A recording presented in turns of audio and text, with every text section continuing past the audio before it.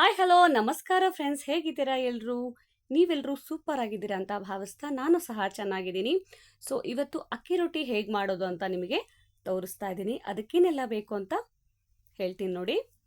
So ಅದಕ್ಕೆ ಮೆಂತೆ ಪಲ್ಯನ ಸ್ವಚ್ಛವಾಗಿ ತೊಳೆದಿಟ್ಕೊಂಡಿದ್ದೀನಿ. ಸ್ವಲ್ಪ ಉಪ್ಪು ಹಾಗೆ ಅಕ್ಕಿ ಹಿಟ್ಟನ್ನು ತಗೊಂಡಿದ್ದೀನಿ. ಇಲ್ಲಿ ಪೆಪ್ಪರ್ ಪೌಡ್ರನ್ನ ಹಾಗೆ ಜೀರಿಗೆ ಹಾಗೆ ಓಂಕಾಳು ಸ್ವಲ್ಪ ತುರುಮಿರುವಂಥ ಕ್ಯಾರೆಟು 1 ಗ್ಲಾಸಲ್ಲಿ ನಾನು ನೀರನ್ನು ಇಟ್ಕೊಂಡಿದ್ದೀನಿ. ಸೊ ಆ ಹಿಟ್ಟಿಗೆ ಎಷ್ಟು ಬೇಕು ನೋಡ್ಕೊಂಡು ನಾವು ನೀರನ್ನು ಇಟ್ಕೋಬೇಕಾಗುತ್ತೆ.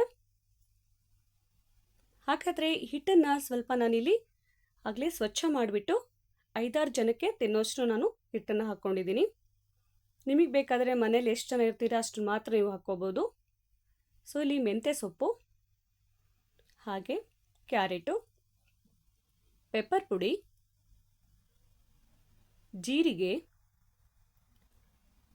ಓಂಕಾಳು ಅಥವಾ ಅಜ್ವಾನ್ ಅಂತಾರಲ್ಲ ಅದನ್ನು ಹಾಕಿ ಸ್ವಲ್ಪ ಉಪ್ಪು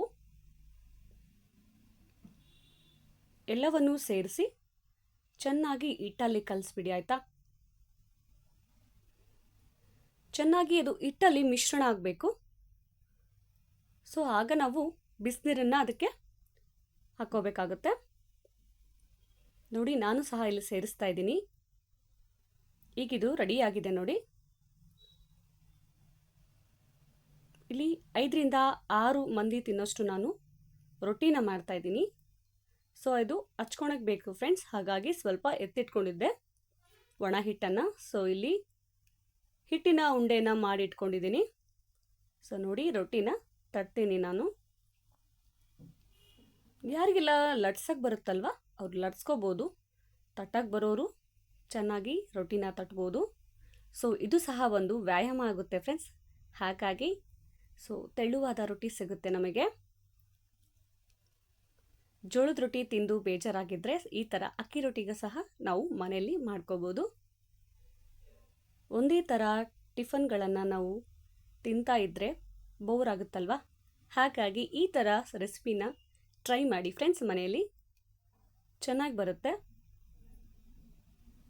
ಹೆಲ್ದಿಯಾದ ಆಹಾರವನ್ನು ನಾವು ಸೇವಿಸೋದ್ರಿಂದ ನಮ್ಮ ಬಾಡಿ ಸಹ ಹೆಲ್ದಿಯಾಗಿರುತ್ತೆ.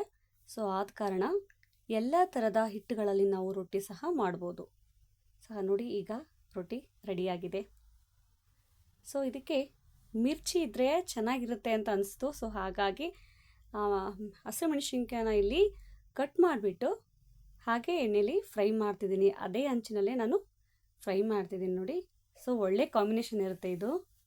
ಸೊ ಇದಕ್ಕೆ ಸ್ವಲ್ಪ ಉಪ್ಪನ್ನು ಸೇರಿಸಿ ಹಾಗೆ ರೊಟ್ಟಿ ಜೊತೆ ಇಟ್ಕೊಂಡು ತಿಂತಾ ಇದ್ದರೆ ಸೂಪರ್ ಆಗಿರುತ್ತೆ. ಸೊ ಈ ರೊಟ್ಟಿನ ನೀವು ಬಿಸಿಯಾಗಿದ್ದಾಗೆ ಸೇವಿಸಬೇಕು, ಹಾಗಾಗಿ ಚೆನ್ನಾಗಿರುತ್ತೆ. ಸೊ ರೊಟ್ಟಿ ಸೂಪರ್ ಆಗಿರುತ್ತೆ. ಸೊ ನೋಡಿ, ಮಿರ್ಚಿ ಜೊತೆ ರೊಟ್ಟಿ ಕಾಂಬಿನೇಷನ್ ಚೆನ್ನಾಗಿದೆ. ಸೊ ಇದಕ್ಕೆ ನಾನು ಇಲ್ಲಿ ಸ್ವಲ್ಪ ಪಪ್ಪನ್ನು ಮಾಡಿಟ್ಕೊಂಡಿದ್ದೆ. ನೀವು ಬೇಕಾದರೆ ಸ್ವಲ್ಪ ಕಾಯಿ ಚಟ್ನಿನ ಮಾಡಿಟ್ಕೊಳ್ಳಿ, ಸರಿನಾ? ಕಾಯಿ ಚಟ್ನಿ ಮತ್ತು ಅಕ್ಕಿ ರೊಟ್ಟಿ ಸೂಪರ್ ಆದ ಕಾಂಬಿನೇಷನ್ ಇರುತ್ತೆ ಫ್ರೆಂಡ್ಸ್.